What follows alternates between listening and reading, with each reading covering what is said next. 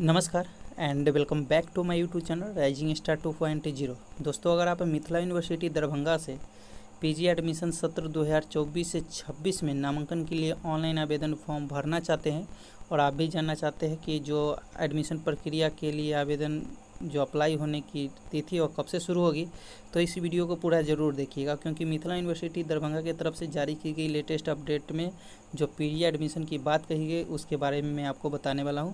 जैसे कि आप लोगों को पता होगा कि यूनिवर्सिटी की तरफ से पहले भी एक बार जो है लिस्ट जो है डेट जारी की गई थी, लेकिन उस डेट पे एडमिशन नहीं हो पाया था, कैंसिल हो गया था। लेकिन अब फाइनली जो है लेटेस्ट अपडेट आ चुका है, जो कि मैं इस वीडियो में आपको बताऊंगा।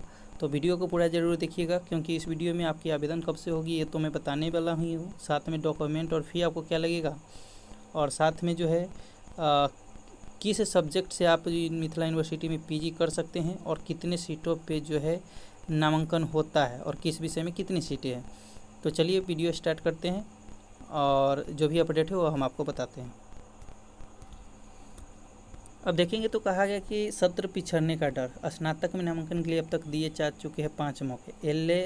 LNMU में यूजी पीजी के नामांकन प्रक्रिया समय से 2 माह लेट चल रही है। कहा गया कि LNMU का शिक्षा सत्र एक बार फिर से लेटल लीफी की ओर बढ़ गया है। इसी बात से समझा जा सकता है कि स्नातक के पहले सेमेस्टर में नामांकन का सिलसिला शैक्षणिक सत्र शुरू होने के 2 महीने बाद भी जारी है। वहीं पीजी के पहले सेमेस्टर में नामांकन की प्रक्रिया अभी शुरू नहीं हो सकी है। सब ठीक ठाक रहा तो 8 से 9 सितंबर नामांकन की प्रक्रिया शुरू हो सकती है। ऐसा होने पर छात्रों की कक्षाओं के संचालन की प्रक्रिया में भी देरी होना स्वाभाविक है। शिक्षक और छात्रों पर सिलेबस पूरा करने का दबाव अलग बनता है। विश्वविद्यालय में स्नातक के पहले सेमेस्टर में नामांकन एक तरफ जारी है, जबकि दूसरी ओर अगस्त में नामांकन की प्रक्रिया पूरी कर चुके करीब 1.20 लाख छात्रों की क्लास शुरू कराने का दावा विश्वविद्यालय की ओर से किया जा रहा है।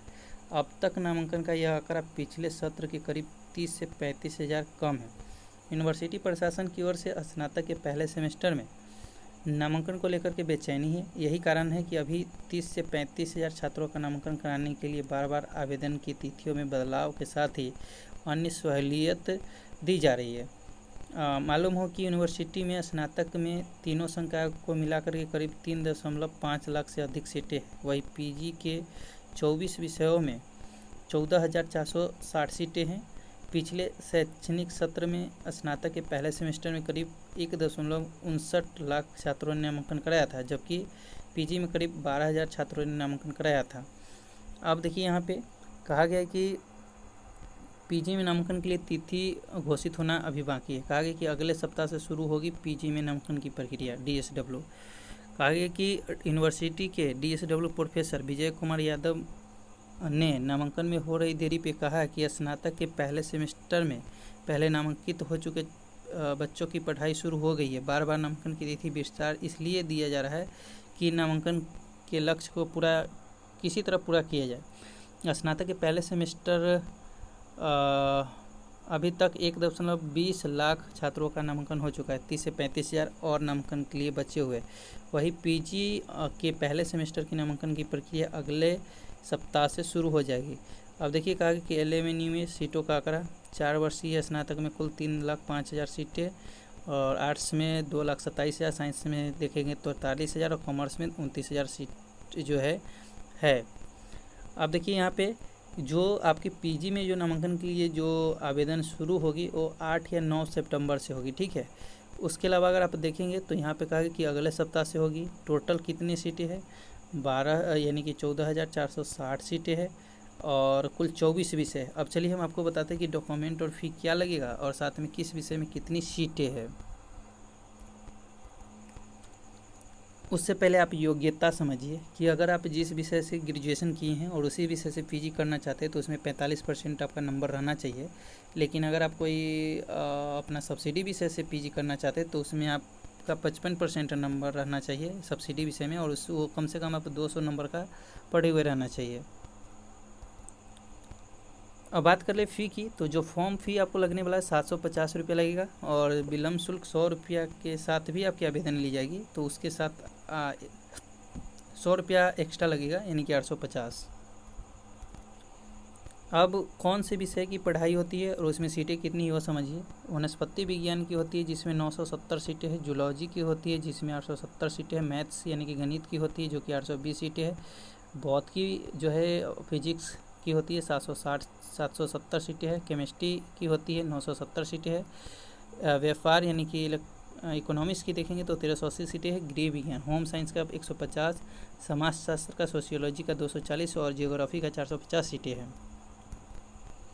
उसके अलावा आप देखेंगे तो हिस्ट्री की 1580 है।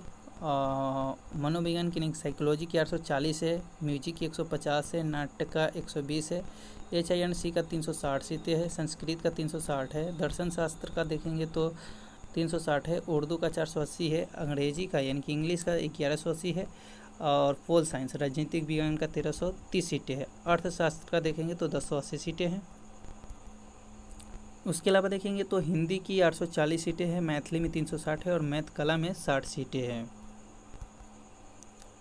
और आवेदन करते समय जो आपको डॉक्यूमेंट लगने वाला है, 10वीं का मार्कशीट लगेगा, 12वीं का भी मार्कशीट लगेगा, ग्रेजुएशन के लास्ट ईयर का मार्कशीट लगेगा, ग्रेजुएशन के लास्ट ईयर का प्रवेश पत्र यानी कि एडमिट कार्ड लगेगा, आधार कार्ड लगेगा, मोबाइल नंबर, ईमेल आईडी और पासपोर्ट साइज फ़ोटो और सिग्नेचर। ये सारे डॉक्यूमेंट अप्लाई करते समय लगने वाले हैं। कॉलेज में आपको कौन सा डॉक्यूमेंट मांगे जाएंगे इस पर मैं बाद में वीडियो बनाऊंगा। तो आई होप आप सारी इन्फॉर्मेशन को समझ गए होंगे। किसी तरह का कोई क्वेश्चन है तो कमेंट करके पूछ सकते हैं।